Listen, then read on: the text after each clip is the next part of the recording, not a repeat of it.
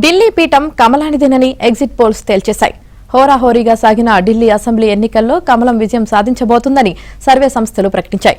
ప్రధాన సర్వే సంస్థలన్నీ బీజేపీకి జైకొట్టగా కేకే, బి ప్రిసైడ్ సర్వే సంస్థలు ఆప్ మరోసారి గెలుస్తుందని తేల్చాయి. కాంగ్రెస్ పార్టీ ఖాతా తెరిచే అవకాశం కష్టమేనని తెలిపాయి. ఢిల్లీ ఎన్నికలను ప్రతిష్టాత్మకంగా తీసుకున్న బీజేపీ మొదటి నుంచే పటిష్ట ప్రణాళికతో ముందుకెళ్లింది. ఆర్ఎస్ఎస్ శ్రేణులు కూడా వార్డుల వారీగా ప్రచారం నిర్వహించాయి. ప్రధాని మోదీ, కేంద్ర హోంమంత్రి అమిత్ షా, యూపీ సీఎం యోగి ఆదిత్యనాథ్తో పాటు ఏపీ సీఎం చంద్రబాబు బీజేపీ తరపున ప్రచారం చేశారు. ఫలితంగా 27 సంవత్సరాల తర్వాత ఢిల్లీలో మళ్లీ బీజేపీ అధికారంలోకి వచ్చే అవకాశాలు ఉన్నాయని సర్వే సంస్థలు చెబుతున్నాయి.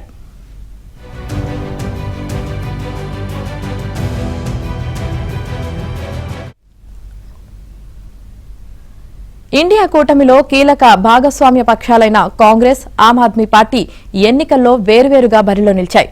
ఆప్ కంటే ముందు సుదీర్ఘకాలం ఢిల్లీలో కాంగ్రెస్ అధికారంలో ఉంది.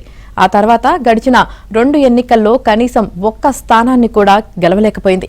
ఈసారి కాంగ్రెస్ అగ్రనేతలు రాహుల్ గాంధీ, ప్రియాంక గాంధీ, మల్లికార్జున ఖర్గే విస్తృతంగా ప్రచారం నిర్వహించారు. గత 2 ఎన్నికలతో పోలిస్తే కాంగ్రెస్ ఓటు శాతం ఈసారి పెరిగే అవకాశముందని రాజకీయ విశ్లేషకులు అభిప్రాయపడుతున్నారు. ఆప్ ఓట్లను కాంగ్రెస్ చేల్చడం వల్ల బీజేపీ గెలుపు మరింత సులభమైందని విశ్లేషకులు చెబుతున్నారు.